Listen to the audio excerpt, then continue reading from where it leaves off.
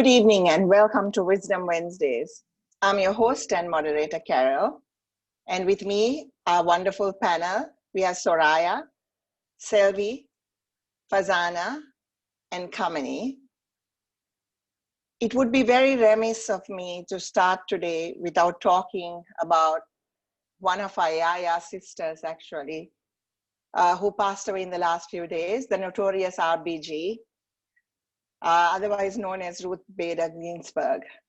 What an awesomely inspiring woman. What a strong character, you know. People called her names, the right wing called her names.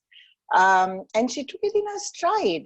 She was this tiny little diminutive woman with so much awareness and smartness and cleverness. And she always said, you know, we need to, if somebody calls me names, she said, I don't get angry. I just don't get angry, because that would be a negative emotion to hold on to. And I have to quote something she said always. She said, I ask no favor for my sex, but I ask my brethren to take your foot off my neck. And I think it's such a inspiring statement to all of us women, right? Because that's what sometimes they try to hold you back, whether it's other women or whether it's the guys, whoever, they try to hold you back. And I thought that was just awesome. You know, we don't want any favor, but we do want you to let go of this trying to hold us back. And so with that, we get on to today's show. May she rest in peace. So today's show is about consciousness, the paradigm shift in schools, in education, at home, and at school, sorry. So I think we'll start with Selvi today. You know, as all of you know, Selvi is the CEO of Purnam Foundation. And Selvi brings all the historical stories to us that Selvi's got a, you know, like people write and say they are Selvi groupie actually. But you know what is wonderful? Today is our 16th show, Selvi. Okay. And we still have something to share with everybody who's logging on. And we still need to grow this movement more. If we want more women and men to join in and support us, because we still have something in our experiences that we can share with you. Perhaps the day you find us boring, we will stop. But at the moment, we plan to keep going on. So Selvi, over to you. And Selvi is going to talk about the basis of racism. No, sorry. Yeah. I'm lost today, Selvi. No, so, it's about the defining, you know, what actually needs to happen. So defining consciousness. I think I'm on last week's show, Selvi. So Selvi, as you know, is a Purnam Foundation leader. She worked hard to empower females to get better salaries or even salaries. And Selvi is an architect. She did town planning, so many different things. But for us, Selvi is the one who shares with us these awesome stories of yesteryear and why we are today in this position. You know, she gives us an understanding of that. So Selvi will be talking about defining consciousness, the history of factory-like education introduced by the colonizers, I think, Selvi. Over to you. Okay, thank you, Carol. We are talking, we did talk about defining consciousness last week or 2 weeks ago. And we are now talking about, you know, how do we raise consciousness and what are the necessary ingredients that we need to weave into our society to raise consciousness, you know. And in order to happen, if consciousness has to happen, there has to be a paradigm shift in education, in both home and school. Now, why education? Why did we prioritize education above everything else? There are so many ingredients that are necessary to raise consciousness, but education is paramount because education defines how we perceive life experiences. Now, in pre-colonial India, India was a fountainhead of education and learning. A system that brought education to each and every home organically, not institutionalizing it. Some researchers claim there was 100% literacy in India in pre-colonial times, and almost 90 to 95% of women were also literate. This was pre-colonial. Most importantly, the education system was geared to spirituality, philosophy, and enlightenment. It was geared to raising consciousness. So it is no accident that we have numerous enlightened souls, swamis and yogis in India than in any other countries. We have spiritual literature in all the Indian languages that can fill an ocean. But the system of education we have now inherited from the British is not conducive to transform consciousness. It is materialistic. It prioritizes economic systems, which is current now, which is current capitalist economic system. It produces people who are subservient, who are not inspired leaders, but who are subservient, who are cogs in the wheel of the economic system. The education stresses obedience, not intelligence and ingenuity. I can tell you this as one of the most important experiences I've had going to St. Bridget's Convent. I hated it because there was this obedience, which was really stifling my creativity. And so this education system actually stifles children. It was said that unless they destroy the infrastructure of the traditional education in South Asia, British may not be successfully control India. So they destroyed the Pathshala system, they destroyed the madrasa systems and superimposed with the British system of education. Now, why did they move it? Why did they shift it? Because they said they needed lower levels of bureaucracy to be staffed, creating demand for native clerks. So they wanted this education. Thomas Macaulay described it as the filtration of education. This meant that only the upper echelons of the society would be provided instruction in English, and they in turn were expected to educate the masses. Now, we have a good example of this person, right? He said, Thomas Macaulay said, we want education to form a class who may be interpreters between us and the millions of whom we govern. A class of persons, Indian in blood and color, but English in taste and opinions, in morals and in intellect. A very good example of this is our Jawaharlal Nehru. He really played right into the hands of the British, and we have our counterparts in Sri Lanka too. Now, what did he do? We seem to still carry on with the same brainwashing even today. I mean, I'm guilty of it myself. English speaking is fashionable, elitist, and the in thing. Degrees from Oxbridge are valuable. Ivy League schools are in the US, can be procured at any cost. Aping white man is efficient, good or proper. We have scant regard for what is us and ours. Our language, our culture, our dress, we are all products of the British education policy. There is no getting away from it. We are also guilty like that, you know. But we can advocate and promote macro policy changes. What can we do now? We can change it in schools. We have to have systems by which we change the way parents think about education and children in the homes and make incremental changes in the current system while working on policy changes. See, there have been several efforts to change the system from private institutions to some governments already. There has been an awakening, and there are private people and governments have tried to change it. Some noteworthy achievements are Rudolf Steiner, Sadhguru, and J. Krishnamurti. Among the governments, Finland stands out. Now, Rudolf Steiner says education should be such that it develops people's intellectual, artistic, and practical skill in an integrated and holistic manner. Sadhguru says education should become a joyful choice, not a compulsive extruder through which every child has to come out in a certain shape.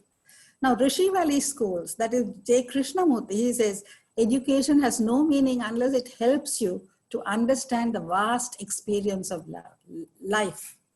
Now, Finland policy, which started in 1970, it revolutionized education system and teaching, holistic teaching, and it strives for equity over excellence.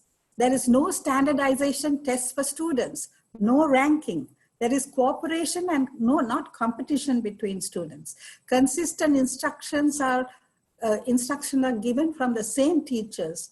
It's a more relaxed atmosphere, less homework, outside work with nature, and in some school, even meditation has been introduced. So actually, we are not pioneering anything. Already the work has started. All we need to do is now to bring this awareness to people so that we are in a position to change the way people think about education and the people think about homework and exams and scholarships and all of the other things that are making children so miserable that they want to commit suicide. You know, it is so miserable because of the obedience. They're wanting the obedience and wanting the competition, wanting the, putting children through this extruder where everybody comes out the same, whereas every child is different. And we have to encourage creativity and ingenuity in children. And we have to change the system in order to make that happen. And it's only when that happens, transformation happens in consciousness. Thank you. You know, Selvi, the kids today, they have no time to think about anybody else. We are talking about consciousness, right? They are so programmed just to study. And then if they don't deliver according to what is expected of them, and let's face it, not every kid is geared to study, right? They may be good at music, they may be good at sport, or they may be good at, some handwork, something else.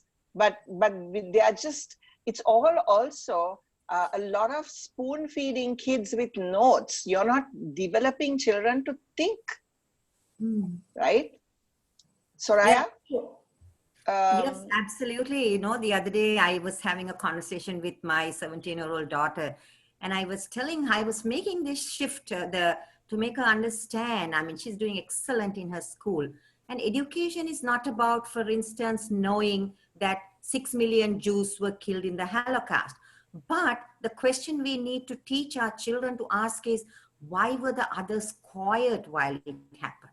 I mean, going deeper into that level of thinking. But Sylvie, there is a huge challenge here. Finances, resources, schools have curriculum, they have structured standards to teach. How do we navigate? Can you just say in a few words, what do you propose that we can do in Sri Lanka?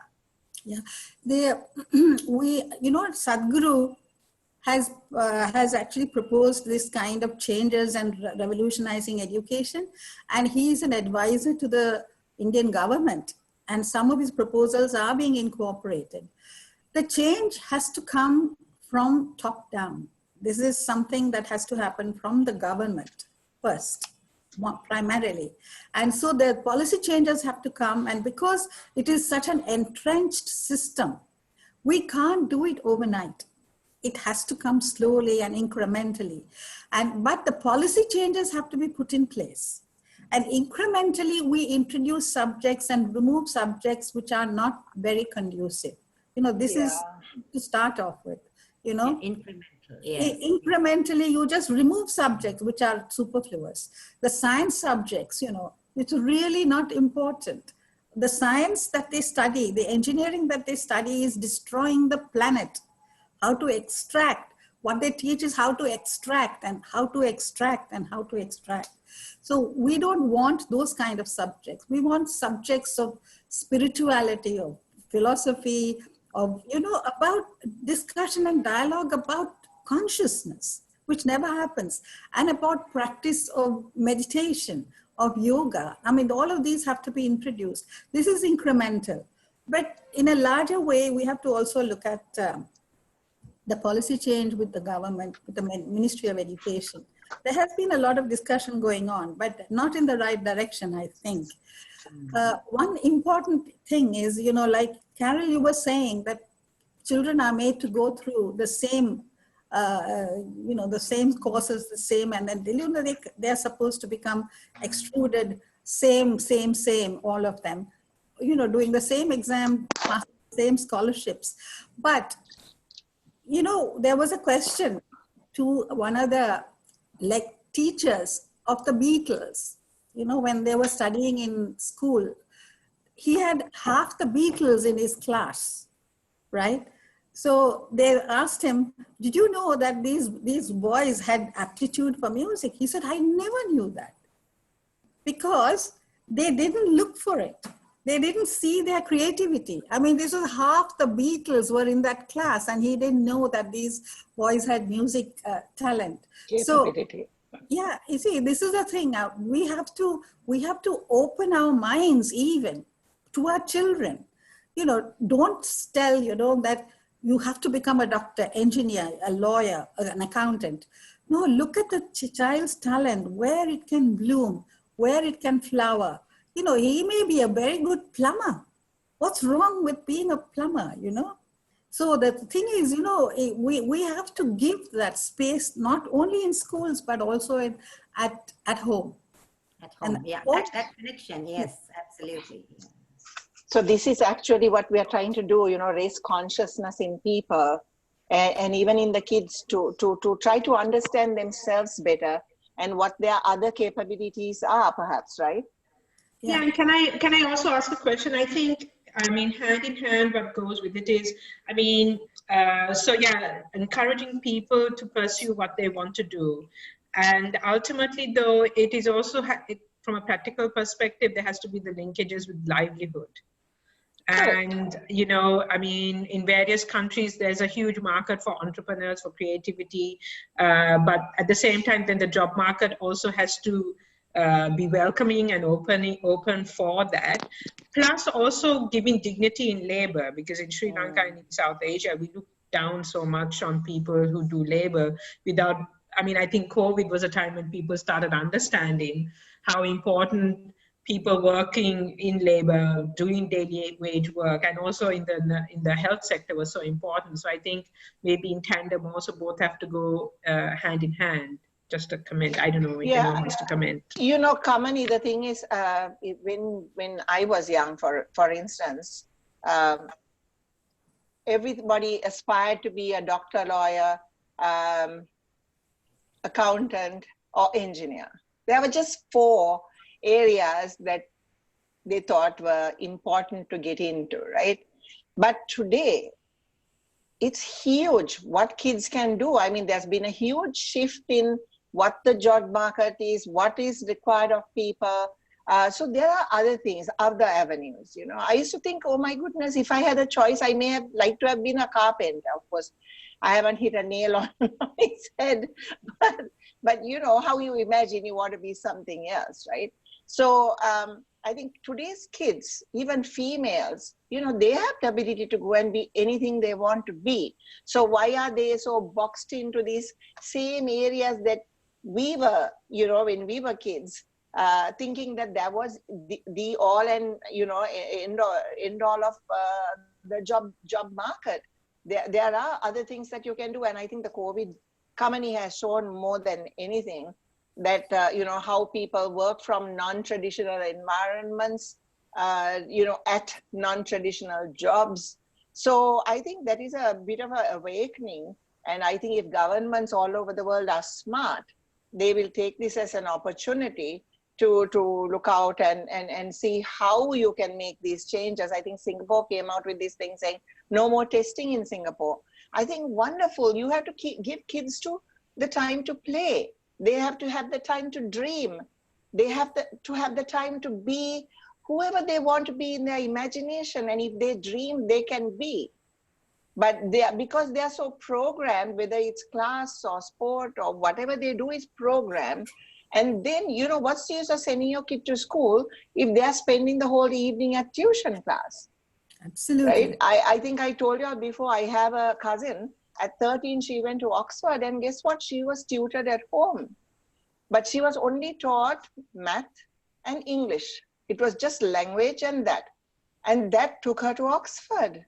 So I think, yeah, as you said, there's got to be a huge change in how we look at it, and especially from the top down, as Selvi said, right? Yeah, let's move on to Soraya. So Soraya, as you know, is a lawyer, interfaith leader. Soraya is always fighting the good fight. And sometimes we get these frantic messages where something in the world somewhere has upset Soraya's sense of justice. And so sometimes I tell Soraya, I think we need to, you know, calm down a little bit. I don't know whether it's age, Soraya, but I don't know. I'm handling things a little bit differently, because otherwise you feel so futile, right? It all seems so futile.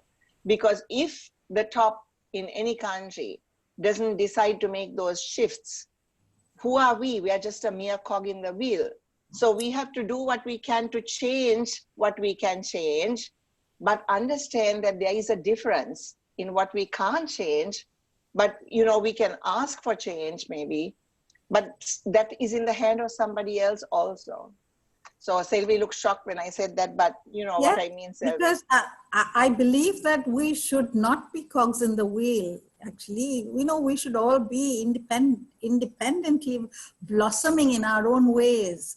Yeah, so that's what I said. I mean, cogs in the wheel is what the British education wanted us to be. And yeah. And also, I'm just quoting a comment made by someone on Facebook, talking about his experience at Rudolf Steiner in New York. And he says that it's not also only the system, because teachers also can make a difference by encouraging more creativity. They should be empowered to lead the change. So that's another avenue. It's not just only in the hands of the system, but also teachers, those who, you know, give the knowledge, you know. Selvi, I have to take that back, as you said, because what I'm trying to say is that, you know, you can change the things you can change.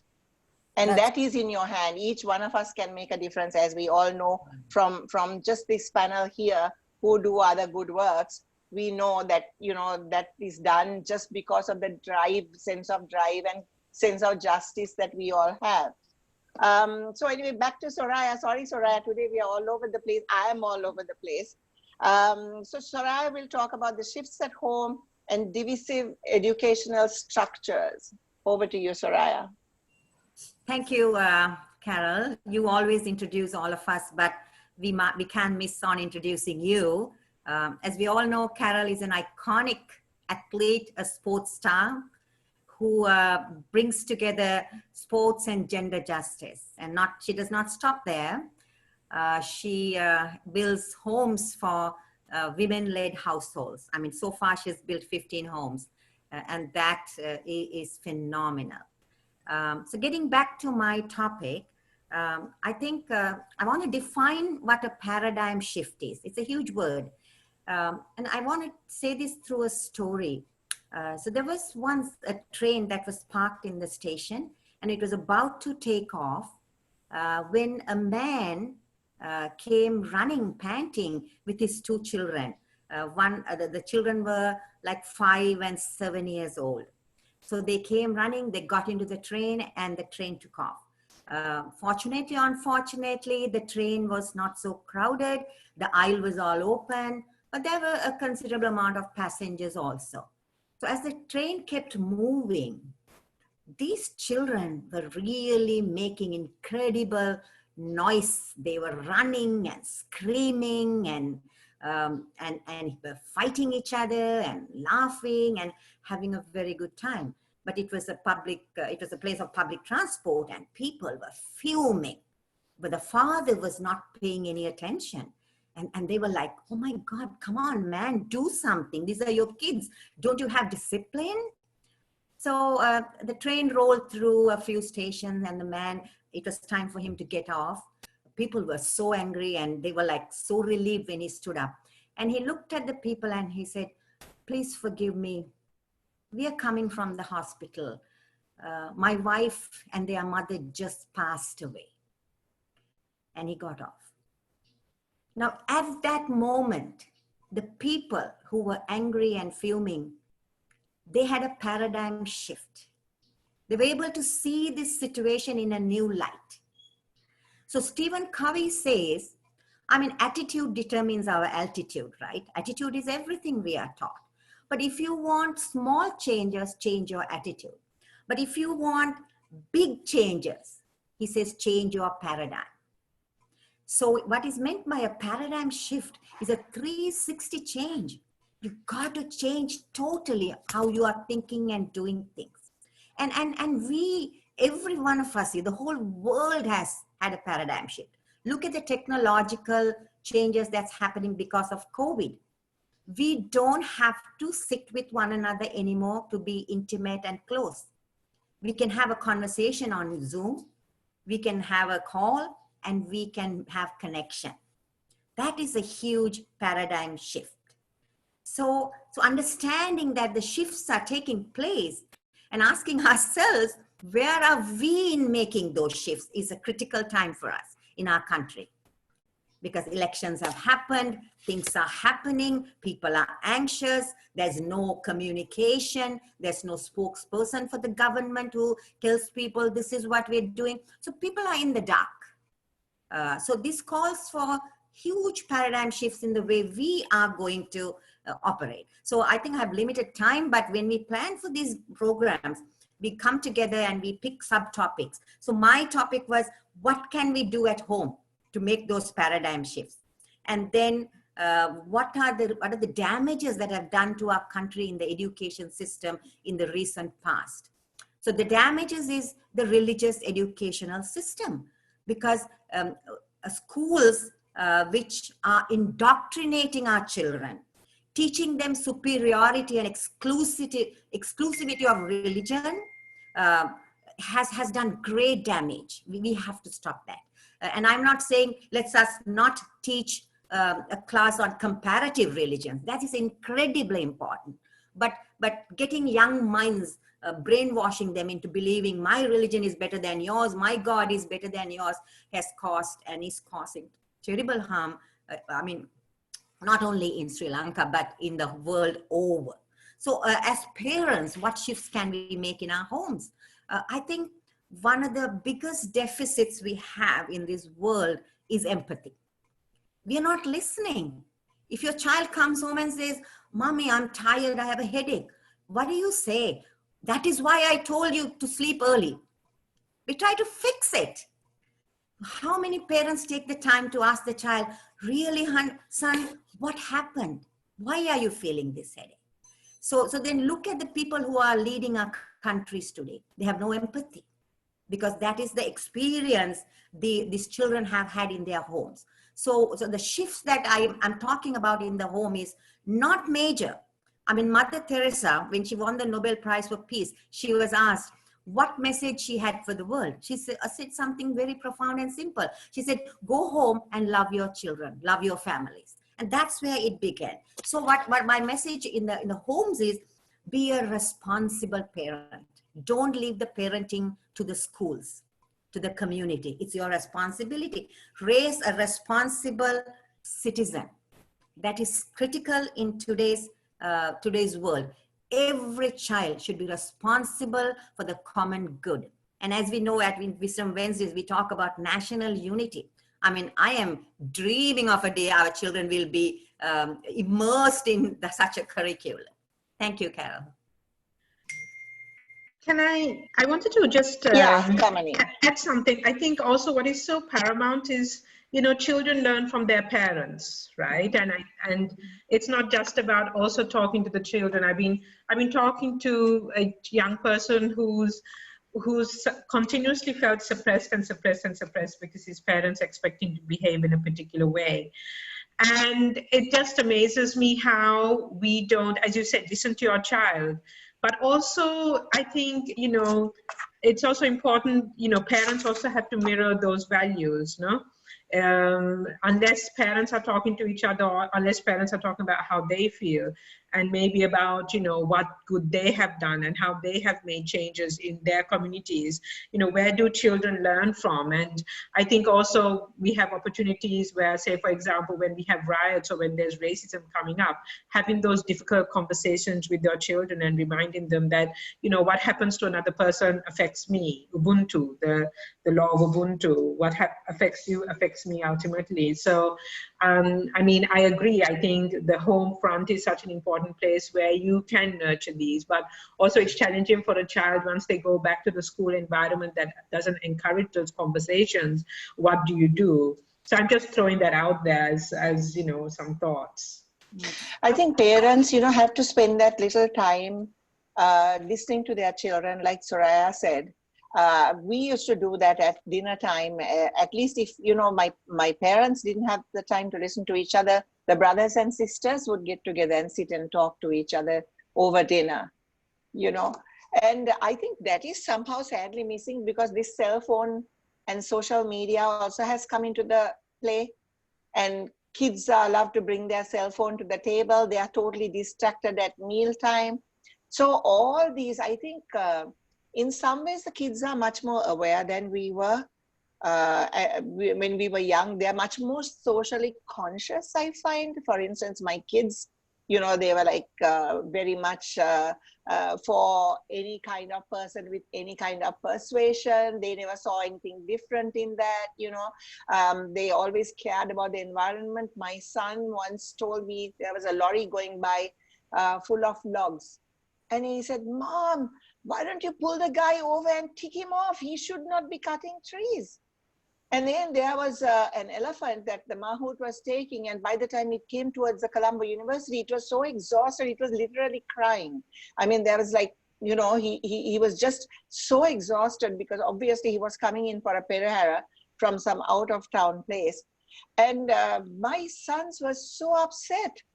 They were saying, you know, this animal doesn't belong here. You need to pull that mahout over and give him a whack. They shouldn't be doing that to the elephant.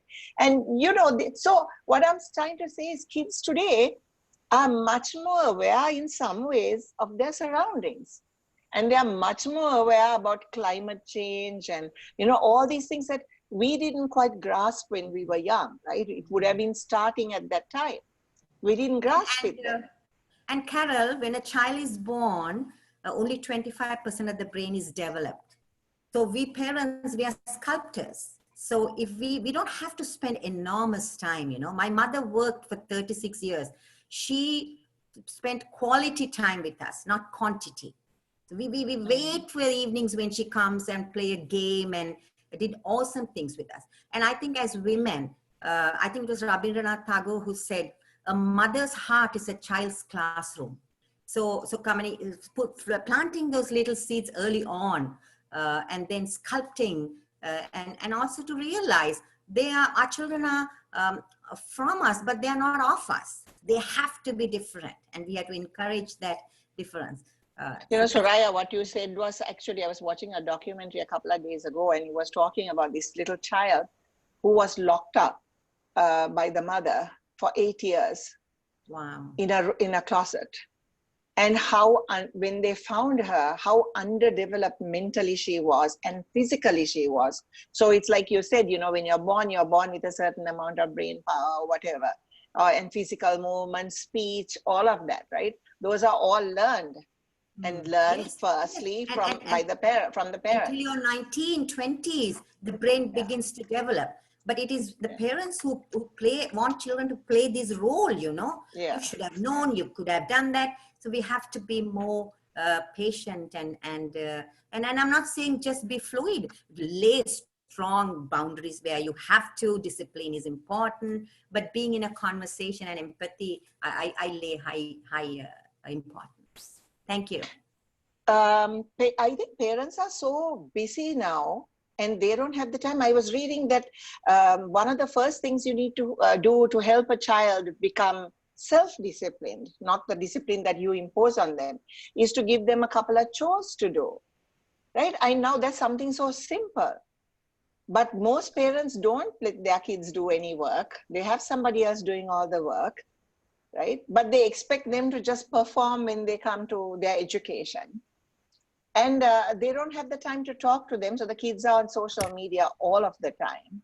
So these little things, maybe take the phones away when they come to dinner, you know, little things that you can change, and then talk about something profound that happened that day with your kids, so that they also become aware of what's happening socially, right?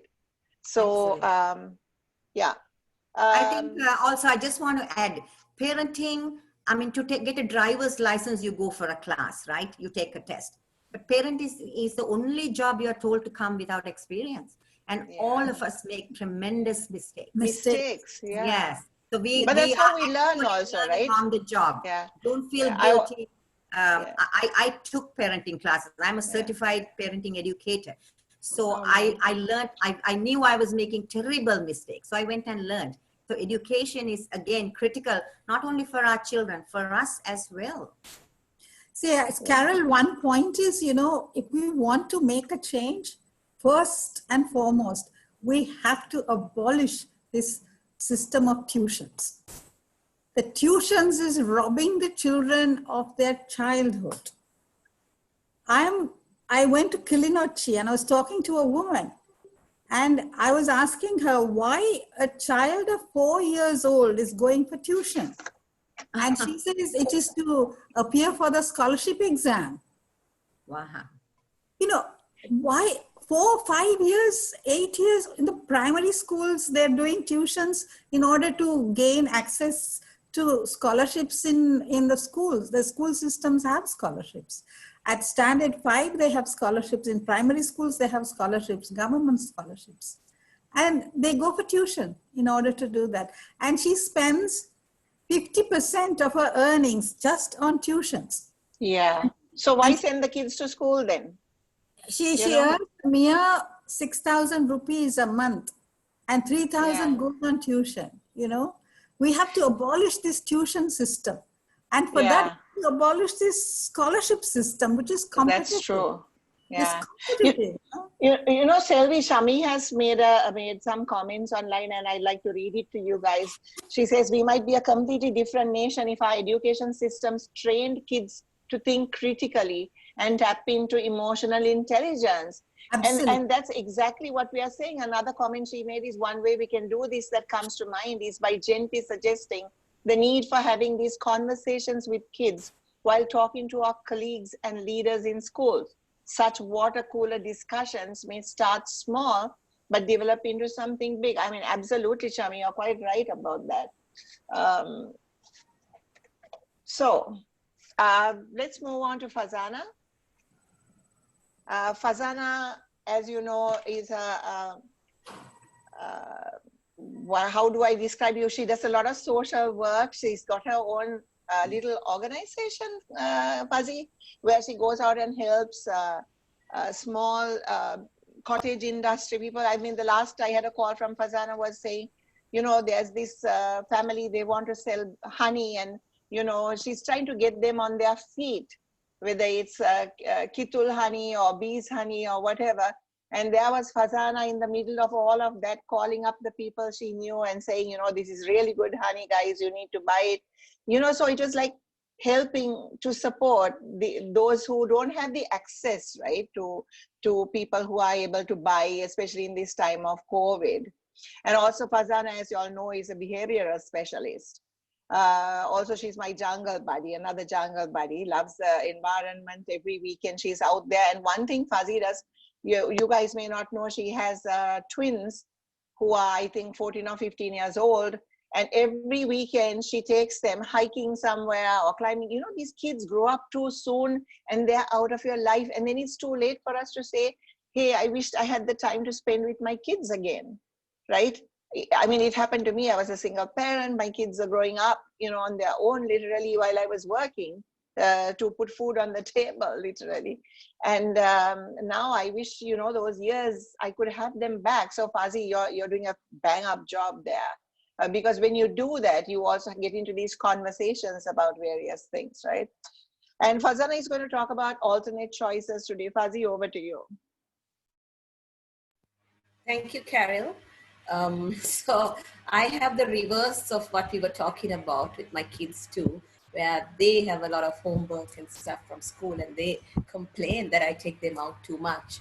So at our place, the rule is we try not to have any classes or tuition, extra classes, and definitely nothing on weekends. So literally, like Carol said, every weekend we're out, and TV time, game time, and technology time is restricted, and they don't seem to miss it. As opposed to many of my counterparts and friends, where both parents are working and they come home late every day. So the weekend is where they chuck the kids in the car, and back to back they do tuition. Sometimes it's tuition, sometimes it's hobbies, like maybe going for a piano class or singing class. But there's breakfast in the car, lunch in the car, and dinner they come home tired. And believe me, I know many families like this. So with that intro, I actually had planned to talk on a couple of key points, and I think some of them got covered in different bits and bobs in some of the previous conversations. But what I feel is formal education won't teach you everything you need to know in life. While some skills are easy to acquire on your own, for others, you need a little bit of self-education and mentorship. This goes especially for skills relevant to your career and professional success. So children of today are adults of tomorrow. So building a brighter future is only possible with a more personalized education system. So Carol, you touched on it at the beginning, where you're just given 4 pillars: accountant, doctor, engineer, blah, blah. That won't work, because you need to work with the child, personalized, where you dig in deep into their likes and dislikes. And in our era, sometimes our hobby wasn't our career. But what an amazing match it would be if your hobby became your career, or your favorite pastime became your career. And I've seen that magic in many people, and it's simply amazing because they thrive in it as a career, and they're not stressed, and they enjoy waking up in the morning and going to work. But still, there is so much to do to improve awareness in this area. And that's why I think our topic is on conscious living, to be conscious of the fact and spend more time from the time they are sort of formed in your body.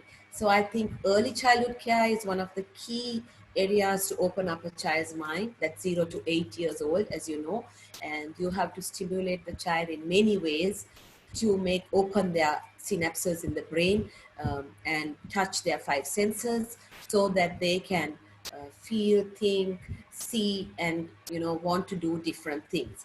As opposed to some kids, especially in the estates, I think some of you might remember seeing, where kids are hung in like a cloth, where when they wake up they just see darkness, and they are not stimulated. And definitely their brains don't develop 100%, because they are not stimulated in their growing stages, in their early ages. So in this constantly changing environment, having life skills is an essential part of being able to meet the challenges of everyday life. I think this also some of us discussed in several conversations. But the dramatic changes in global economies over the past several years have, together with the transformation of technology, created so much of change in the education systems, workplace, and home life. Today with COVID, we are even working from home. So life skills goes much beyond choosing a major college or impressing a potential employer. It is about, giving important tools for development, such as independent thinking, how to socialize and make new friends, and how to take action in situations where parents or teachers may not be around to intervene or help, such as dealing with a bully or personal insecurities or fear. There's lots of things that goes on in a child's mind which is not taught in a classroom. So unlike motor skills and basic intelligence, decision-making skills, these are also needed.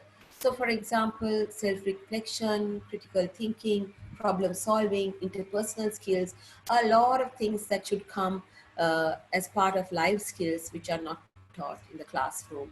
We've talked of this topic many times, commonly of child suicides. And I think that's primarily attributed to lack of life skills. If they had life skills, they will know how to deal with the situation and how to overcome it.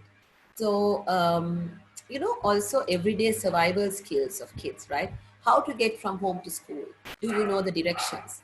Sometimes kids don't, because like Carol rightly said, they sit in the car and they're on their phone, and then the car just stops at school and they get down there, you know, and they don't know how to get to school. Some kids don't even know what their own parents do for a living. They just say, my mother goes to an office. I have experienced this. I say, everyone goes to an office, but where does your mom work? Kids don't know. I mean, they just have not bothered to spend that time to learn, and the parents haven't bothered to tell them what they do. They got to share and have that conversation. It's so important. How to call in an emergency, a number, if you have an emergency at home. How do you safely cross the street? What do you do if you're bullied or witness bullying? How do you safely use kitchen appliances and prepare a basic meal? How do you do the laundry?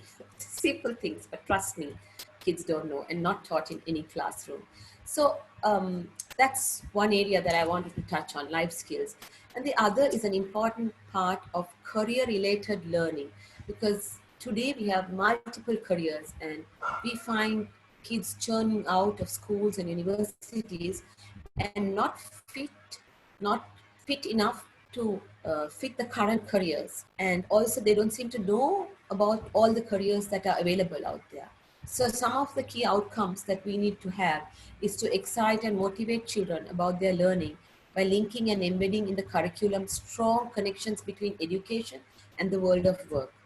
Broaden children's horizons and raise aspiration. Help children see a clear link and purpose between their learning and experiences in their future. Sometimes you learn something which is completely irrelevant, it's completely dead, but it's in the syllabus and you just learn it. Challenge stereotypes that children and their parents often have about jobs and people and who do them.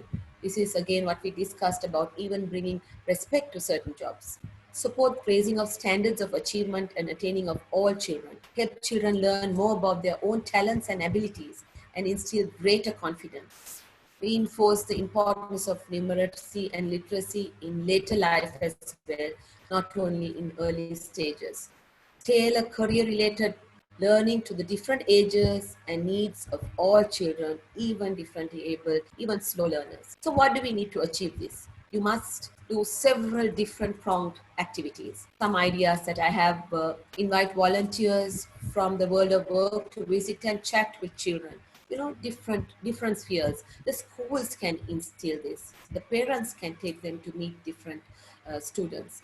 I did a workshop once in my own school, and I had to deal with kids who were after O-levels, and I asked them, what do you want to be? Pin drop silence. What are the careers that you've heard of?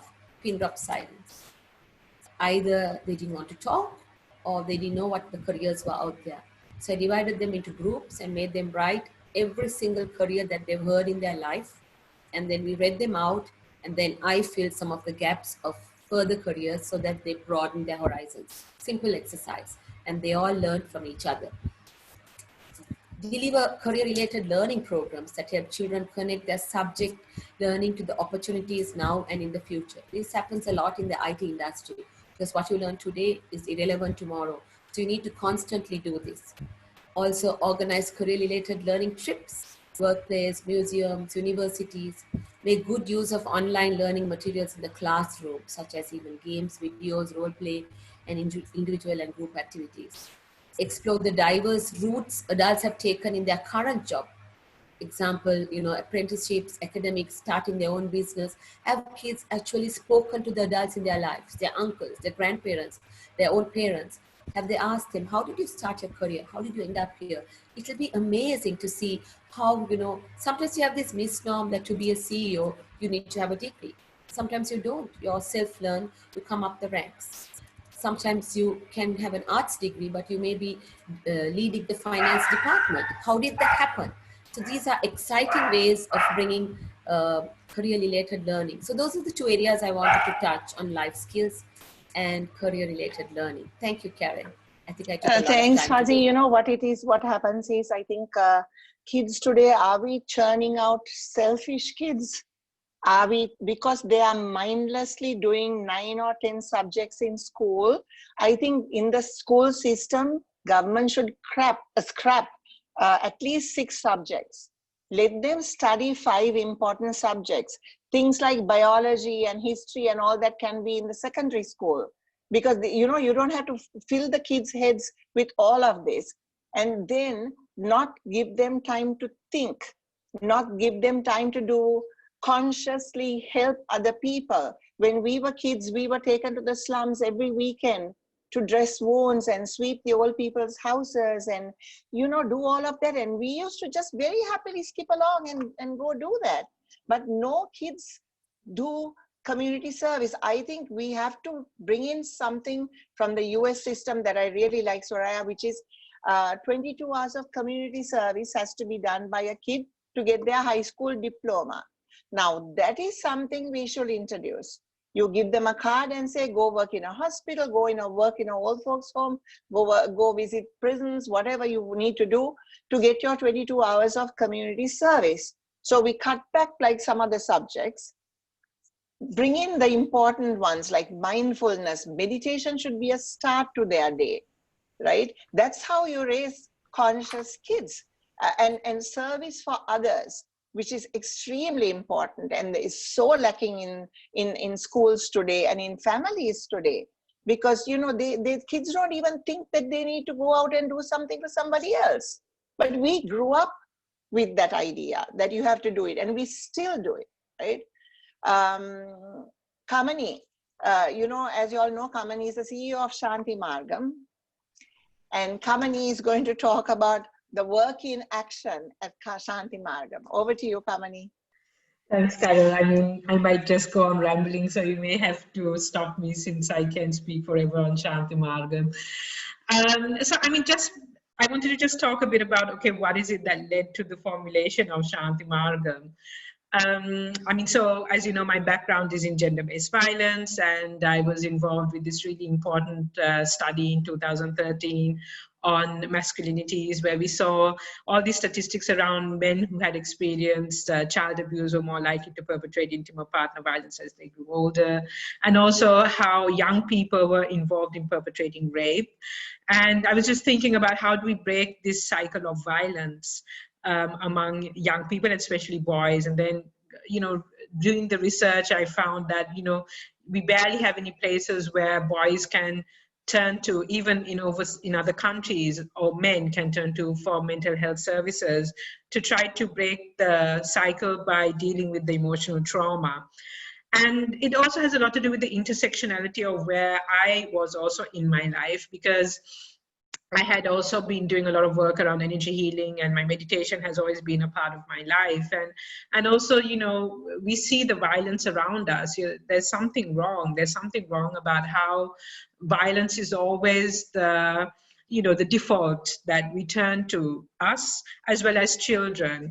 And where is the space for self-reflection, and where is the peace that we need to have within? And looking at all of this, and also looking at the research, I was thinking, okay, how can I bring what I really believe in into the world? And that was how the concept of Shanti Margam came into play. It was about creating this space where people could heal, deal with their emotional issues that they had experienced as children, a safe space. And also give them the tools that help me, meditation. Why wait till you're an adult to learn yoga? Learn yoga now. You know, learn karate. People like we were lucky enough to have people like Charmy coming in and doing and teaching the kids about various, you know, teaching English, but also bringing in, when you taught English, you were talking about aspects like bringing in aspects of empathy and respect and all those things. So yeah, Shanti Margam was brought out about trying to bring out a space, or trying to at least impact a few children to change, to try to create a ripple effect of reducing violence in communities by instilling a sense of peace within.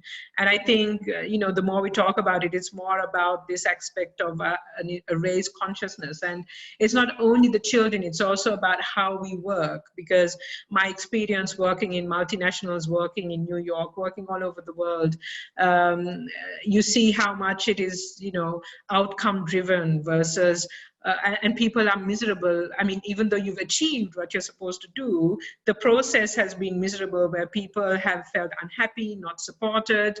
There's been a lot of selfishness. And how do we, I wanted to try and create a space where even, you know, we all work together in the same way, with respect towards each other, and there's healing for the staff, for the team, those who get involved with Shanti Margam. So our work is, I guess it's kind of twofold. We work primarily with the community, a slum community in Colombo. And also, and it's more the community outreach work, where it's about working gradually with children to try and instill these kind of behaviors. I mean, if you know about the demographics and what's happening in those communities, so much violence, substance abuse, domestic violence, parents going into jail, no interest in education, no vision for the future. And so the work is around working with these children to make them feel there's a safe space where they can heal emotionally, and they are also taught skills and given tools on how to heal from all these issues that they're experiencing. And I found a beautiful term that kind of captures everything that we try to do through Shanti Margam: holistic development. And I think that's what we're looking for when we're talking about the Steiner methods and everything else. It's holistic. How do you identify the special qualities of a child and give them the space to grow and to fill into those, and also at the same time give them the tools on how to enjoy life fully. And when I say fully, it means like being more compassionate towards each other, being compassionate towards yourself. Otherwise, you know, that's how, if you're not compassionate towards yourself, you're going to engage in high risk behavior, which is drug taking, which is being violent. And also, yeah, looking into those areas, counseling. And counseling is another key component we have, and we're overwhelmed with the numbers coming in because we specifically focus on children and youth, and all our services are free of charge. And we are driven primarily by a structure called positive youth development, which brings in aspects of emotional competence, cognitive competence, behavioral, self-efficacy, compassion, empathy, through activities. Also talking about aspects that impact children personally when they're growing up. We spoke of bullying, substance abuse, parental pressure, education, education pressure, sexual abuse, and also suicide ideation and self-harm. So our work is primarily around all of those areas, and we're still 4 years old. We haven't had the resources to really do scientific research on the impact of our work, but we've been collating information. And some of the changes we see, I mean, we see it for ourselves. We see children who came into the center who would speak using absolute, like, very crude, not respectful towards others, becoming really empathetic. And also, of course, gender is a key component, dealing with gender norms, and, you know, this whole shift in how each person works. It's not the girl's role to do this, it's not the boy's role to do that. And also how they react when a situation comes up. It's more of a peaceful approach. And you can see a lot of beautiful incremental changes, and I feel that you have to constantly be at it. It's not these one-off programs that you do. So I'm going to stop there because I think we don't have enough time. What's amazing is, Kamini, you give them a safe space to come to. And my first job was working with the municipality, where they had all these parks, where they had community centers. Kids could come after school, either do their homework, learn some sport, or play carom, and then go home when the parents were back. And sadly, that system has stopped. They had a sports department that did this, right? So on that note, unfortunately, we've come to the end of our forum today. Yeah, sorry. Yes, please. Comment, Carol, before we finish. Yes. I think the methods that Kamini has outlined are very effective, and they are very good. Unfortunately, we are addressing only a small number of children, right? We need to actually expand it, expand that framework to a larger group, maybe to schools, maybe to the education ministry. And another thing, Kamani, is, it would be also useful to take on the parents, and change their attitudes. Yeah, we try. It's Yeah, difficult, because but It's a work definitely in good. progress, I think, for Kamani. It's a work in progress. So on that note, guys, we've come to the end. Soraya, do you want to add anything before we close up for today? Yes, Carol, very quickly. I think quality education is a nation's commitment to the children. And that is to teach the children the common good. Education is an investment in the child, not the buildings and the institutions.